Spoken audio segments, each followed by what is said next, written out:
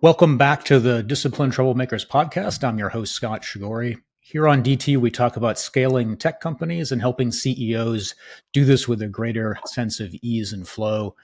Today, we'll be talking with Scott Cohen. Scott is the founder and CEO of Jaxon AI, a Boston-based company started in 2017 that focuses on solving hard real world problems, in domain-specific areas where proprietary data is critical. Prior to Jaxon, Scott founded several companies focused on machine learning, big data, and high availability systems. Finally, Scott comes from a family of entrepreneurs, a previous generation immigrating from Russia, started an ice cream cone business after the 1907 World Fair popularized the frozen concoction, the company which ultimately became the Sweetheart Cup Co., a name that I think is fantastic, grew from one cone machine into a Fortune 500 company that employed over 10,000 people internationally. Scott, thank you for carving out some time to talk with us today, and welcome to the Disciplined Troublemakers podcast. Absolutely. Thanks for having me. Yeah. And thanks for digging up that background on me. You're welcome. As you know, I'm a fellow New Englander, born in Boston, grew up mostly in New Hampshire. And even in the depths of January, we all love ice cream. And for me, that's a cone with it dipped in dark chocolate with probably coffee ice cream on top. So it's always a nice way to start things. Since you brought it up, I'll brag about my family inventing the banana boat. Did you really? The nice. Plastic blue-shaped canoe, if you recall. Mm-hmm. Yep.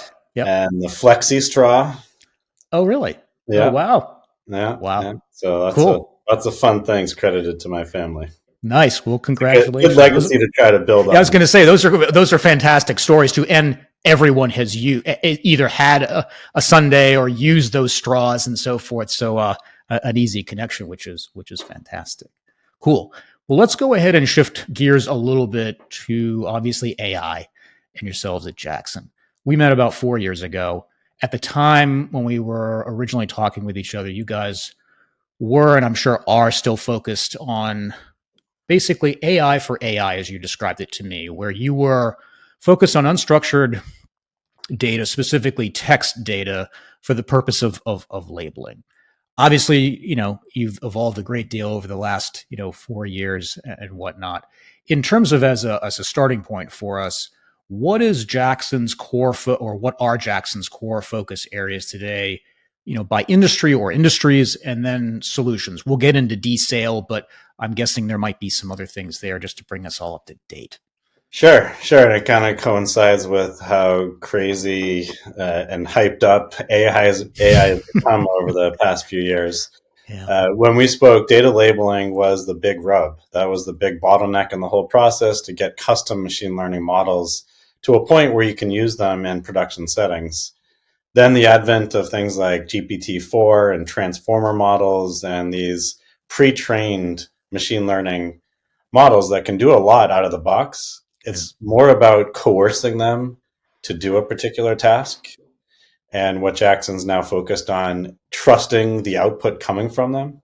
Mm-hmm. And we're not using labeled data to fine tune those models. We're instructing those models as to what the domain of discourse is that we're working within, mm-hmm. and the task in hand. And it's just kind of shuffling around within that big neural network as to how to apply its knowledge to that given specific data. Yeah. Are there specific industries that you guys have chosen to focus on, either explicitly looking at the market opportunities, or has it been, given the rush of events, I'm the VP of sales at healthcare company ABC, and I say, hey, Scott, we have these series of issues. We think AI could help in these areas. Can you help us with that? I mean, you guys have done stuff for years with DoD or the U.S. Department of Defense, but I'm just kind of curious in terms of layout around industries, if it's all enterprise, if it's a combination of things, and then what you're seeing, basically. Sure, absolutely.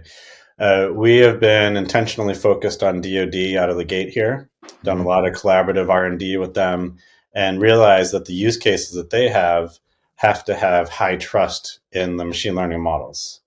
I don't want to go too deep technically here, but if you have a non-deterministic system, meaning mm-hmm. it can give a different answer to the same question, Yep. You can't use it in operational settings, especially working with things like weapon systems. So, but you still want to leverage that power of AI. And this is not just about the use cases we've been working on, but across DoD. They want to harness the power of AI, but they have to trust the output. Of course. So that's what got us into the current line of the products, which is around validating and looking at the output, verifying that it meets the required spec, and serving as a filter in between the big AI models, large language models and the like, and the user. So it's adding a layer of trust, I guess I could position it as. Gotcha. Okay. And you have talked about that and more recently with, again, some of the work I was preparing for today in terms of, and we'll mention it in a little bit here, sometimes guardrails, again, that level of trust and so forth to add not just accuracy, but genuine confidence in what is being provided as a set of insights, maybe even we could describe it eventually as wisdom, et cetera, like that. So, and Sure, that seems fair. And to finish answering your question, the industries that correlate to that, the commercial sector side of things, are highly regulated industries, those that have big downsides and or upsides to leveraging this AI. So if they're using it for things like SEC filings and financial services, you don't want to get that wrong. You're using it for clinical decision support in healthcare or drug discovery for life sciences. Those are things that you really want to have rigor, or what we refer to as formal methods in the process, so you can have mathematical proof that what you are spitting out is sound. Yeah. I mean, I think we all can appreciate, exactly, there's a lot of excitement. Many people are using, whether it's ChatGPT or others. And it's just cool to have it in millions of people's proverbial hands, so to speak. But like you say, when the rubber meets the road, where, as someone recently said to me, how would you feel about going to the dentist and the dentist telling you that, he or she has 80% accuracy and then saying, well, what do you mean by that, ma'am or sir? Yeah. And you simply say, well, it's only going to hurt 20% of the time. 80% of the time, though, man, it's going to be awesome. You'll be just fine. Right. Surely you find that outcome or set of outcomes to be acceptable. And of course, everyone laughs because that's absolutely absurd. It's the same thing where even if it's 2%, you want to get hurt 2% or be in discomfort 2% of the time. And so it's not hard to see scenarios that are really very exciting, but the risks are absolutely there, and crossing T's and dotting I's is essential. Yeah. In terms of, I guess, as a follow on a little bit, because I'm sure, as is true with many technology companies, there's a lot out there where people are not necessarily clear about what you do and how you do it. So, what do you think with conferences and all the speaking that you do, what is most misunderstood about Jaxon and what you guys do? Well, people are very much aware of the so-called hallucination problem. And it's kind of by the name itself, is kind of a mystical concept of these AIs going off the rails. A lot of people are thinking that if you marry in representative data, it's called the retrieval augmented generation technique. Is that RAG? Is that what that is? Yeah. That the RAG method is enough. That all you need to do is get your own curated data, marry it in alongside the language models or whatever AI models you're working with, and then you're done. And it's true that the RAG techniques add a lot of accuracy to the equation, but there's still that room for error, because the way that the architecture of the current AI models like ChatGPT is sequence based. They're making a prediction as to what the next token is in the sequence. Okay. And if it has one little, probability mismatch and gets it wrong, that starts to compound the issue.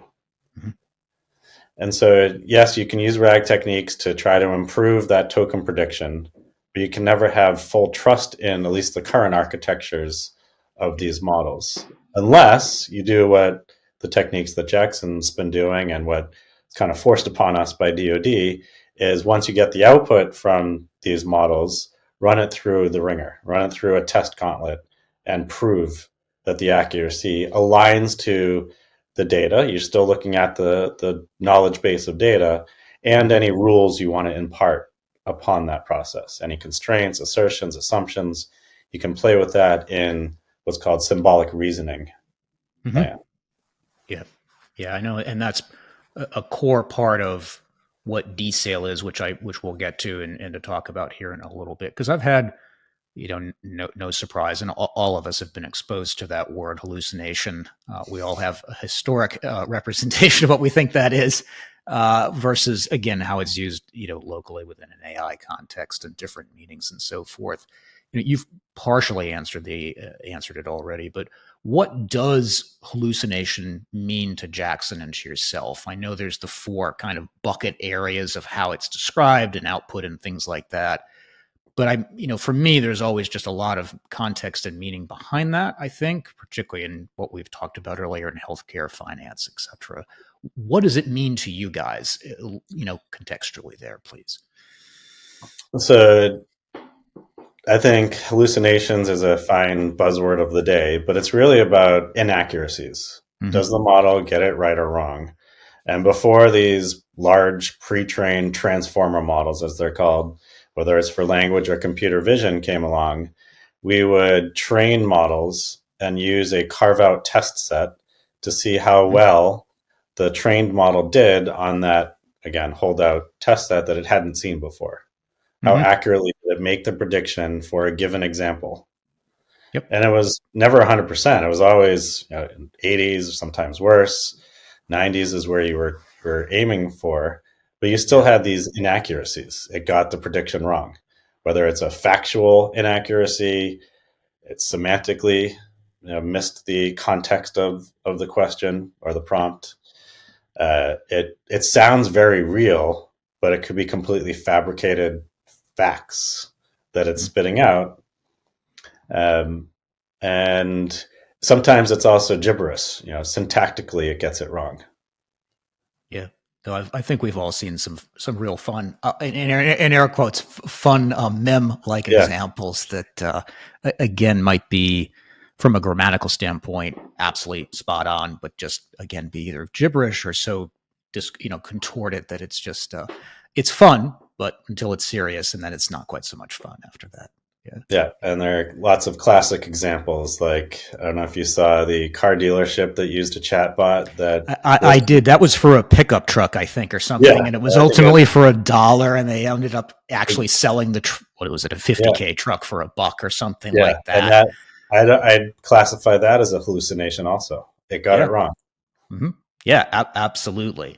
It's just those are fun ones, but they're not so much fun if you're the team that implemented that for the dealership. You're probably or the case files that were fabricated. Michael Cohen actually got caught doing that. Yeah, other lawyers have been caught doing that. Oh, it sounds right. It looks like great case law, but fictitious. Yeah, absolutely fictitious, requiring people who have very clear domain expertise and yet can obviously quickly validate that for now. Until it moves more quickly. Yeah. I mean, when I think of when I was doing, again, background research on desale and what you guys have been doing recently, is, desale fundamentally a design system? Because you've talked about that for building AI models. You've also talked about it in terms of a set of guardrails and fact checking. Is it a bit of both? Is it like an architecture? It'd just be nice to talk about it, because I think there's just a lot of meat to unpack there as to what you guys have really done. And the symbolic reasoning that you mentioned just a few minutes ago is obviously a very important piece of that. Very astute question. Honestly, that's so what you picked up on is that we have desale, which is converting natural language into a domain-specific language. a domain-specific language for whatever use case we're focused on. For DoD, it's weapon systems. For us, for our commercial product, the one that you can get through our SaaS edition, it's a domain-specific language for building custom applications. Software, AI, AI plus software, what have you. And it's really about the proper architecture of those solutions and weighing the pros and cons of various design decisions. Various constraints there might be around scalability, might be around cost, might be around security. There are lots of different constraints that you need to consider when you're building custom AI. And the DSail tool chain is designed to take that natural language, turn it into DSail, run it in through a compiler. And then we have about a dozen steps from there that are running through things like solvers and formally proving the output.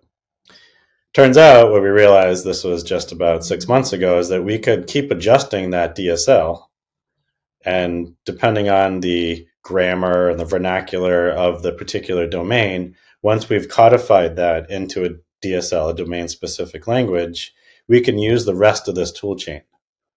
The compiler has to reflect the DSL, but those dozen steps I was alluding to, the solvers and whatnot, are all there and set up so that we can use the front-end LLM to convert that natural language into our DSL, and then the rest of DSail works. So we're kind of back and forth with the LLMs, or the large language models, where they're helping us create the DSL, they're helping convert the natural language into that DSL, and then we are fact-checking the output of the DSL given a new prompt or a new set of data that's being processed. Interesting. Do you follow all that?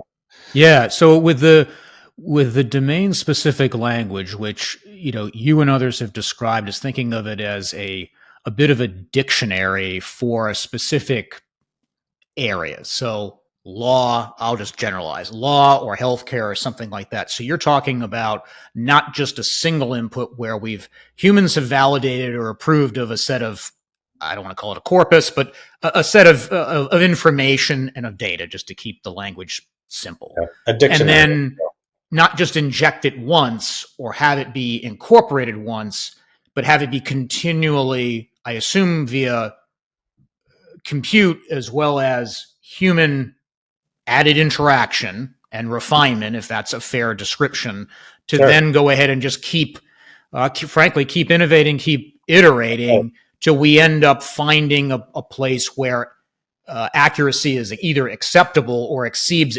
acceptability. Excuse me. Yep. Is that fair, or where have I gone wrong? No, that's fair, and we keep a human in the loop to ensure that accuracy as well. So we're drastically reducing the amount of, say, analyst time, but we're keeping an analyst in the loop to review the output of the system to make sure that, for these use cases that we're dealing with, that there aren't anything that went wrong in the whole process.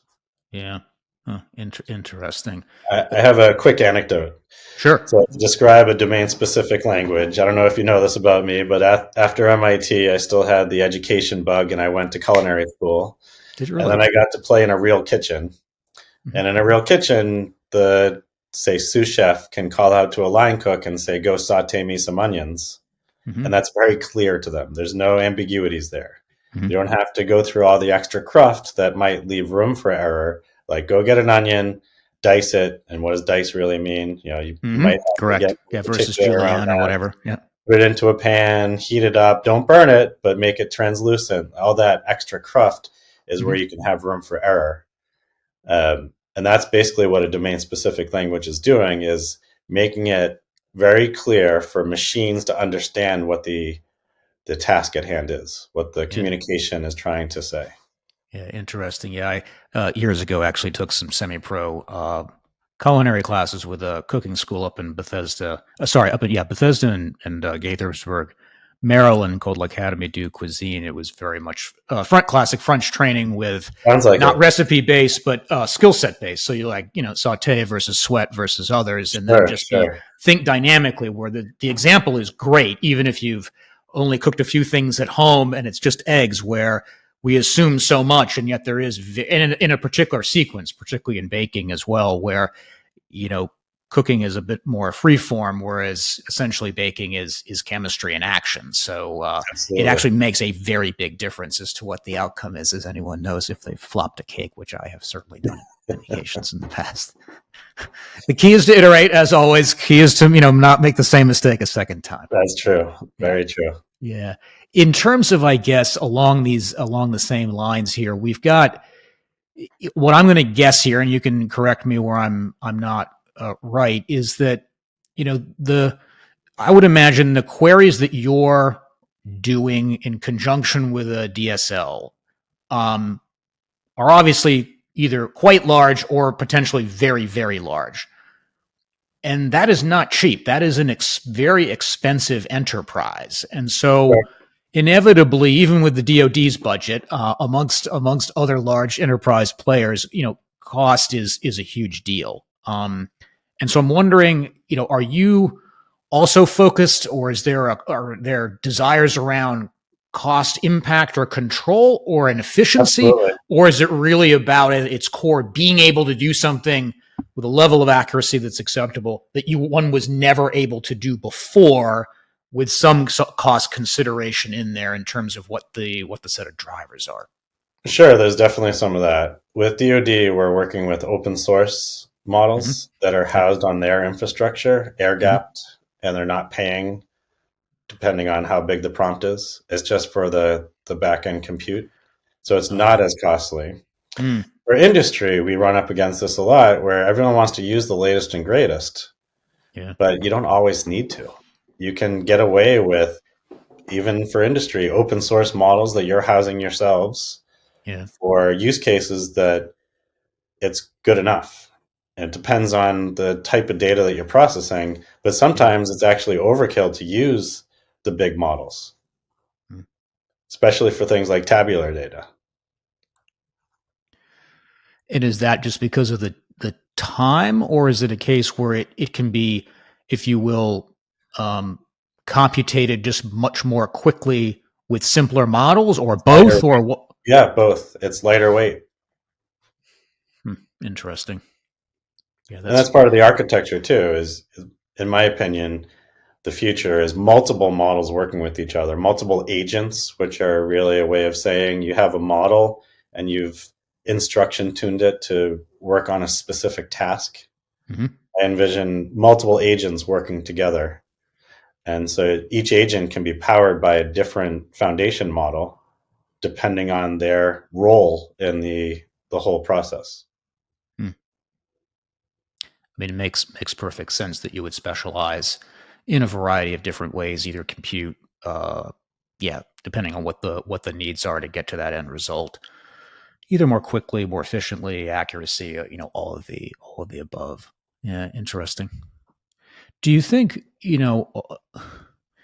for you guys, is, given what we've covered so far here, is Jaxon's fundamental differentiators, do you guys think of it as being at its core around technical competencies, or are you guys fundamentally, from a philosophical point of view and from an expertise point of view in terms of your context and so forth as you sell into the marketplace, or are you guys about really building trust and confidence? I mean, I've been going through some internal exercises to arrive at what you just said. I think it's really about building trust and confidence into the models. Because even as they continue to progress to be that much more powerful, I mean, GPT-5, I hear, is coming soon, and that's going to be even better than GPT-4. You still want to have these mechanisms by which you can impart policies and rules, constraints, assertions, all that other stuff. Yeah. And you can have some type of verification system, even if it's just to flag those anomalies that happen once in a while. You want to have something that balances that. So to answer your question, I think it's all about trust. Yeah. I mean, at the end of the day, humans are still making decisions. All of us are analog, and that's not going to change. And we are, at the end of the day, and we're both old enough to have gone through the dot-com boom, global financial crisis, lots of other things. And in the end, all of those crises were precipitated by a lack of confidence, obviously rooted in some measure of data or assessment or if you will, a collective belief that something was very much out of whack. But in the end, humans made those decisions, and in a rational, in air quotes, manner, went ahead and made, shifted focus, shifted direction, and we had a series of outcomes as a result of that. And so, I can't really, when I was thinking about you guys, as well, I kind of came to the same conclusion, just generally speaking, without having done all the hard work that you have done, that it is very much about that, because it'll be humans that'll make the decision in DoD, enterprise, whatever that happens to be. That just makes sense. Interesting. Yeah, I was on a panel recently. This was at an Army university, and they were asking, is AI going to replace many jobs? Mm-hmm. And some stats were thrown out, like 30% of jobs are just going to go away. Yeah. My opinion is that AI is giving those with those jobs superpowers so they can do their job X times faster. Mm-hmm. As even for a developer, AI is going to be able to write all the code. You still want to have the expert in place to verify that code is right. You still want to have someone that's been educated in that subject matter, whatever the subject matter is, to be the one looking over the shoulders of the AI, directing it to do what it wants it, or what they want it to do. So I don't think it's coming for everyone's job. Mm-hmm. I think it's going to give those that embrace it, again, superpowers. Yeah, I can't argue with that as well. There's always an adverse impact, but the reality of the matter is that I think it will either turbocharge, supercharge, use the term of choice, that it'll just give those who have either genuine expertise or those who wish to acquire it the opportunity to really just excel in ways that would have been much more challenging, or just taken a lot longer to achieve than would be otherwise the case. Yeah. I'll throw in one caveat. Of course, there's some exceptions. Like, I think call centers are going to become mostly automated in the future. Mm-hmm. But other tasks, like real analyst work, is not going away. It's just going to be empowered by AI. Yeah, and that sounds like a fairly we can certainly agree on that. Cool. Well, let's go ahead and just take a quick commercial break, and we will be right back. Purple Finch Group helps technology CEOs innovating at the edge of chaos create operational fitness across their technology stack and team of talent. Achieving significant and measurable scale, selling your story, and finding time to think and plan can feel like a bridge too far. So if you're a CEO whose company has found product market fit, but is struggling, or you're a CEO whose company is looking to accelerate existing momentum, we can help with proven blueprints for optimal scale. Shifting from incremental addition to exponential multiplication can be absolutely achieved with less effort and stress. To get in touch, I can be reached at Scott with 2 T's at purplefinchgroup.com. Now, back to the interview. Welcome back to the Disciplined Troublemakers podcast. I'm your host, Scott Shagory, and we're talking with Scott Cohen of Jaxon AI. So to pivot a little bit here, Jaxon and your team, you have chosen, at least not yet, to raise money during this AI boom. And I'm wondering, why you've chosen to effectively bootstrap. I know you took on a little bit of, did something with a Swiss team a number of years ago, but I'm just kind of curious how you think about raising outside capital, the at least to date current choice, not to take on a huge chunk of money. There are obviously trade-offs, but with what you're comfortable sharing, what has that process been for you guys? Sure, absolutely. For the record, anyone watching this, I did not take Swiss money. We're 100% US backed. Very important for the DoD work that we're doing, that we remain completely owned by US citizens.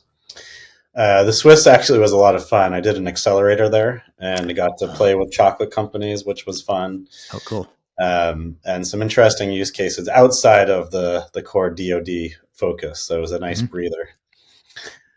We have raised funding. It didn't make it to PitchBook or Crunchbase. We've raised just shy of $3 million so far.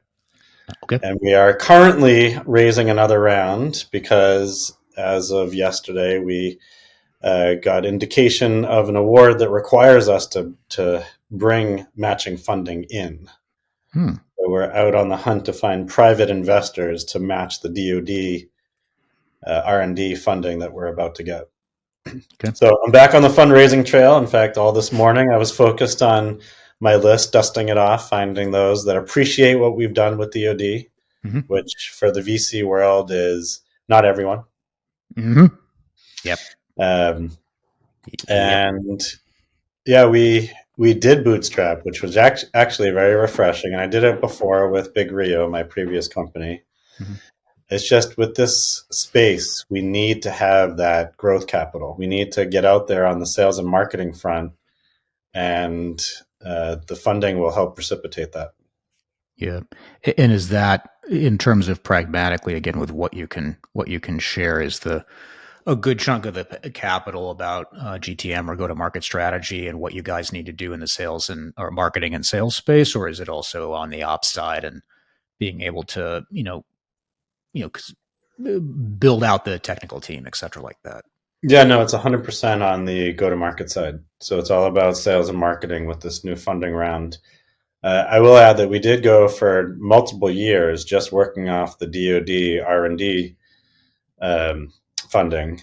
Yeah. And now we're at a pivot point where we have a product. We just went live with IBM a few months ago. We're trying to go after the commercial space in a bigger way. So it's really good timing also to bring in this cash infusion to help, again, with sales and marketing.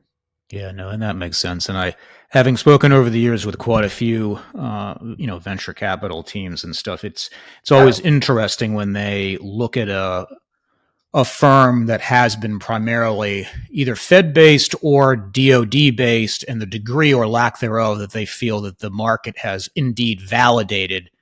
It's Sure. been my view for a while, and not that it's fair, because it's certainly not, where if you start in the commercial space, say enterprise, and you, in air quotes, validate the model according to, VC team A or B, and then the federal stuff and or DoD black box work is additive, that's a very different conversation than starting the other way around and then trying to utilize it the other way. It's just tough. But some things, they just don't lend themselves. They are naturally, a very natural place to start is with the DoD or the intel community or some area of government. We could argue about what that is, and then kind of move from there. So it's the story is, I think, really critical in terms of how about you really frame your value proposition and then just move forward. Which, yeah, I can definitely sympathize with that, having talked with quite a few, say, cyber teams here in the Washington D.C. area.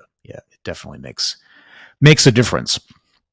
I will add that the fact we did bootstrap for the past few years, or I shouldn't say bootstrap, we've survived on our own without taking on additional capital, Yep. has set us up properly where we have a stable base of revenue now. Mm-hmm. And this new round of funding is purely for growth, where most companies are still, and it's a very big challenge, navigating product market fit to get that first revenue. Mm-hmm. And we're showing up with real revenue in hand. Yeah, I think what I think is great for companies like yourselves, and this is your third or fourth company, so you've been multiple rodeos. You know which game that you're playing. You've been primarily bootstrapped and could continue to do that. It's a constraint, but again, it just, I think, gives you flexibility to ultimately find the right financial partners for you, for your growth, and for the companies that you feel that you're going to serve while protecting your DoD work. And again, everybody's in alignment with the work that you do and what brings you guys all the most meaning. I just think that very quickly can get lost when large money gets thrown around and control shifts very quickly, as do priorities. And you guys have just sidestepped that, in particularly in this environment where AI is amazing in terms of funding, but everybody else if you're not getting it to be cash flow positive, you're just, there are a lot of firms that have just simply shut down, and there's just no going back. Yeah, no, it's a tough spot. Cool. So again, shifting gears a little bit more here, because it's a question that has been banging around in my head, and I'd like to get your input on it because I tend to go a little bit back and forth on it, which is that, as AI proliferates very, very quickly, even if it isn't, with where we are, you know, what do you think needs to be retained that's uniquely human in a company, yours or, a client's, in an increasingly AI world, so the company always maintains its individual position in the marketplace? I just think that there is this line sometimes where we're heavily focused on efficiency, speed, accuracy, et cetera, which AI, and we've talked about, AI does a fantastic job of that.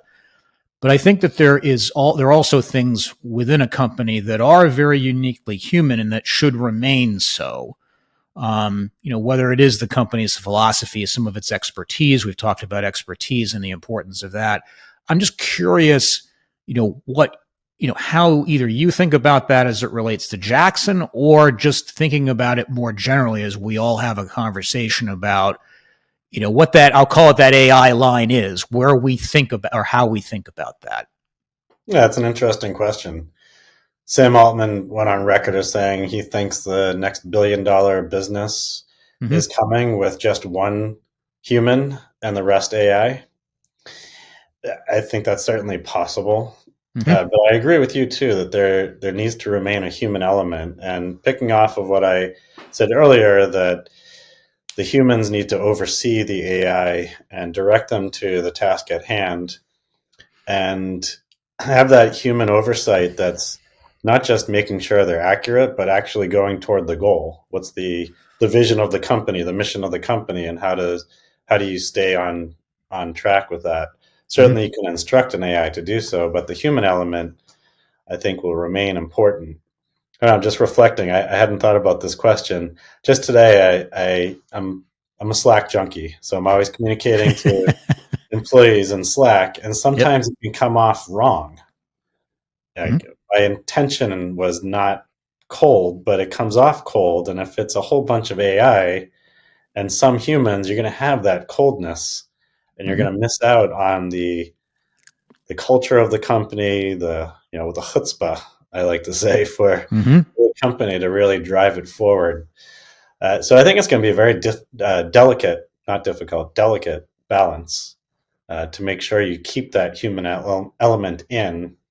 And I think it's also so new for us that we don't really know how to tread those waters to really definitively say at this point in time. But yeah, I definitely think it's going to be a human machine collaboration. And I think the human element needs to remain, not just for the direction of the company, but for the human to human interactions that will persist. Yeah. Yeah. No, that seems fair. With some of the clients that I work with one of the I use a lot of visual models to, kind of tease out stuff. And one of the ones that I use is called an origins of genius model, where we talk about the company's original philosophy, wins and losses, the scar tissue, combined with their expertise. And one of the things we spend quite a bit of time on is context, because oftentimes when, the founder like yourselves or others who've been there since the beginning either shift roles or there's something else going on, the company basically scales. Context is often lost in the marketing and sales side of things. And so when that happens, we all have done this ourselves when we're a buyer of something, basically anything, when a company hasn't shared the context and we don't feel connected to that company's philosophy, regardless of what it is, we always substitute our own. And oftentimes that's price, that's speed, that's, okay, let me compare specs. It just all gets lost very quickly. And I just think that holding on to that, and that's, essentially what some of what you shared is essential. Without it, there won't be a need or a real driver behind it that is, I think, sustainable in the long term, whether it's about sustainability around profit or serving customers or, all of the above. It's just, I think, very early days, and we don't always have the answers for that. Yeah. I was watching a clip recently from Steve Jobs talking about how great Nike has done it insofar as setting a company vision, mission, their messaging, their marketing. If it were done by AI, they wouldn't have had that creativity. And what they do is they they empower the athlete. They're not talking about their shoes. They're not talking Correct. about, a better soul. They're talking about how great this athlete is. And they, do things, push things like just do it. Mm-hmm. It's a different stance than a company would take if you didn't have that human element. Yeah, no, and Nike's a great example for that, as a way of not just positioning themselves from a marketing standpoint with the just do it, but it's a reflection of the philosophy behind it, the fundamental core of who they are, that it is about athletes for athletes. And we, if we both had Nike shoes, we get to share in that. It's about Right. building that community. And like you said, would you be able to create that as a strategy just by, putting something into chat or GTP4 or whatever? And the answer is no, you wouldn't get that outcome at all. Yeah. So no, very, very, always very informative. Just riffing on that, I wonder if big leaps of innovation would happen without humans in the loop. Mm-hmm. For example, I was also watching something recently where someone was talking about when Henry Ford was out doing focus groups, Yeah. and would ask what people are looking for, they would say Mm-hmm. faster horses. Exactly. They wouldn't envision a combustion engine and wheels and all that, what we know as cars today.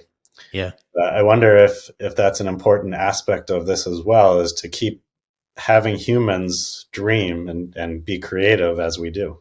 Yeah, no, I think so too. I mean, Steve Jobs with the the iPod, amongst other things, would a focus group have actually created that? And we could Right. argue about those sorts of things too. Yeah, it's kind of fascinating where most originating ideas are often from either one person or from a very small passionate group that just simply will not let it go and will continue to drive. Yeah, no, interesting. Speaking of people and teams and so forth, there are, and you guys have talked about this, where we've all seen AI projects and other tech projects not succeed. They've failed. And for AI, one of the big reasons that you guys have talked about has been collaboration failures between the biz team or biz side of the house. And you guys focus a lot on data science teams for understandable reasons. For the CEOs who are listening here and are obviously going to be in some cases, layers above the DS team, and also above some of the analysts and biz team side of the house as well.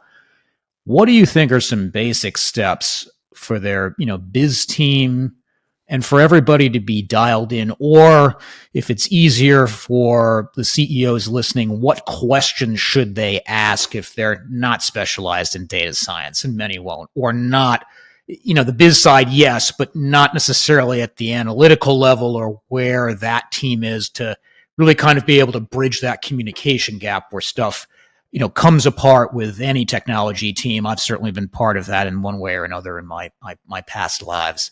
Just, I think a little bit of advice here for CEOs, I think would be fantastic if you could share that, please. Sure. Let me just share or explain the problem a little bit more. Is what I see is that a business unit has an idea for AI. They've been watching movies and seeing the news, and they dream up something. Mm-hmm. I'm not saying it's bad ideas, but sometimes they're not aligned perfectly to how engineering has to actually build it. Indeed.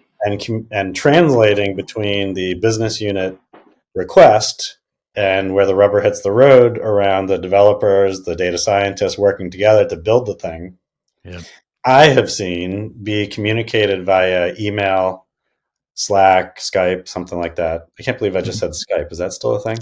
I haven't used it in a while, but I do know of some folks who actually use Skype. So or Teams, we can say we can substitute Teams quickly. Yes.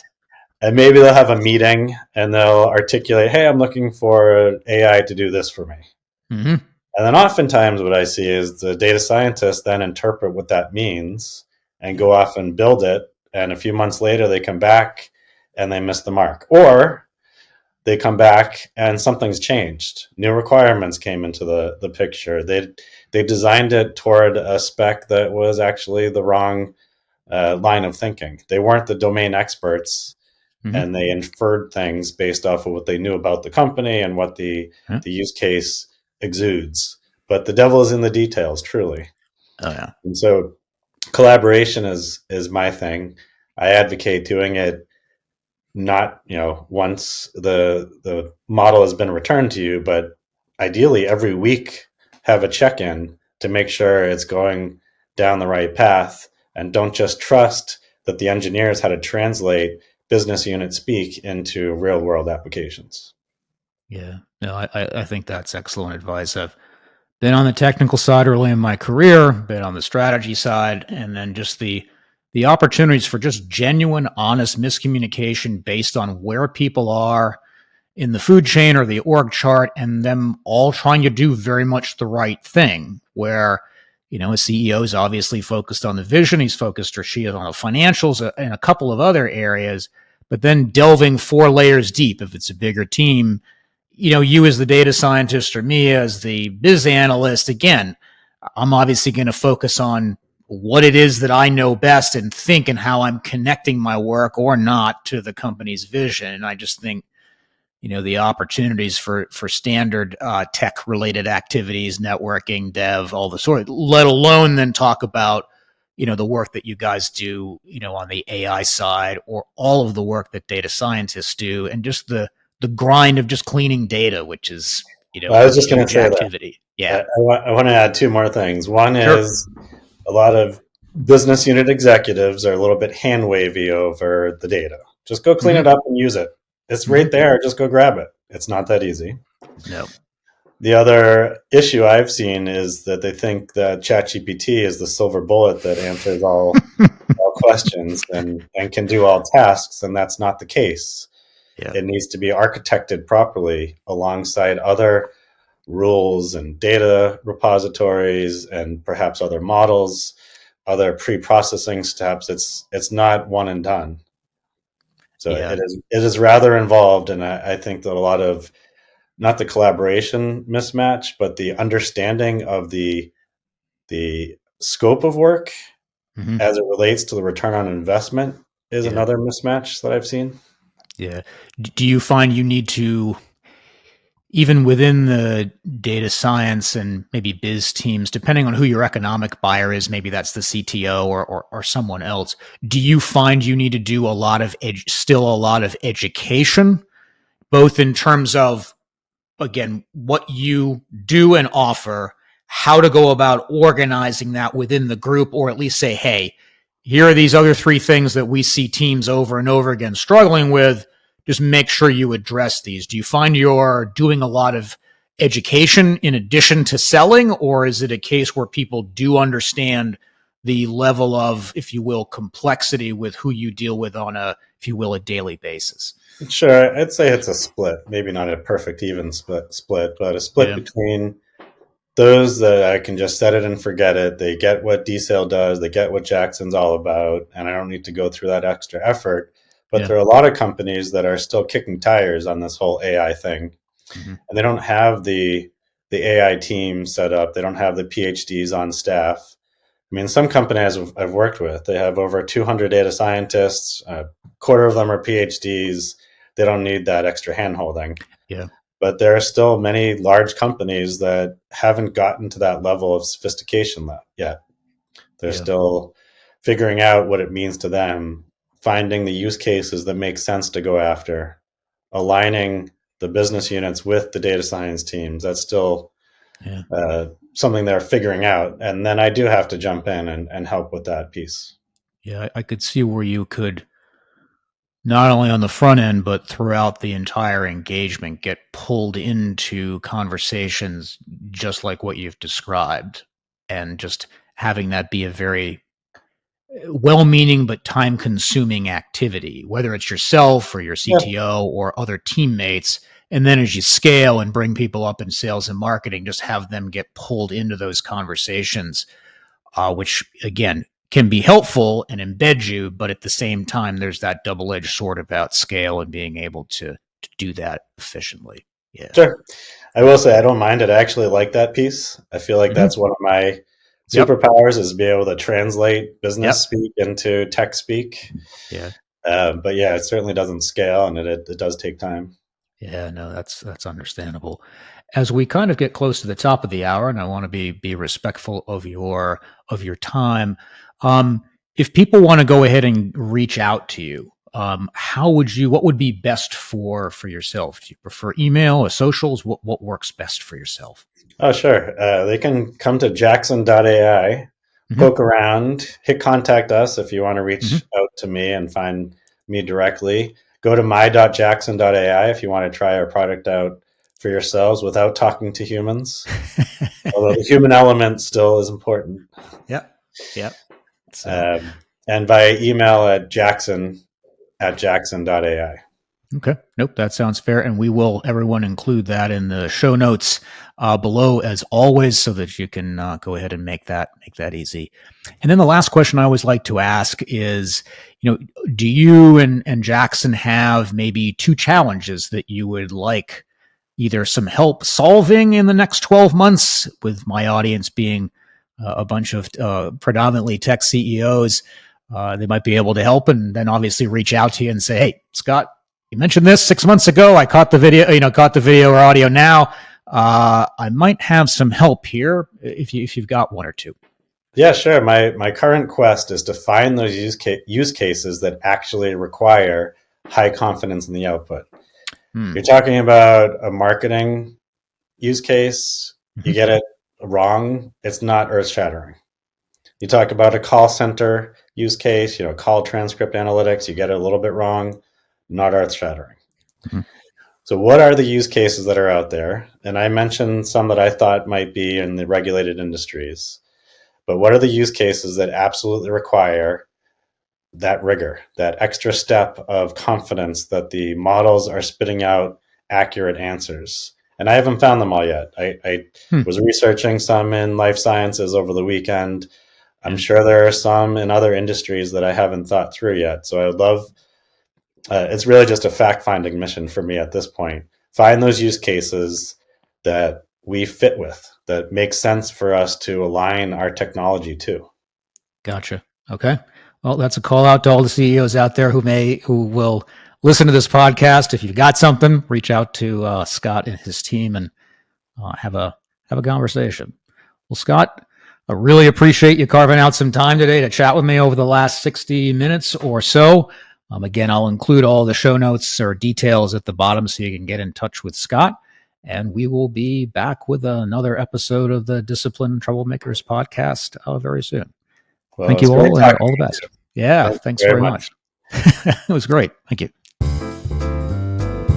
Thank you for tuning into the Disciplined Troublemakers podcast, and we hope you found the episode valuable. If you did, please subscribe to the Disciplined Troublemakers podcast on your favorite platform and leave a review.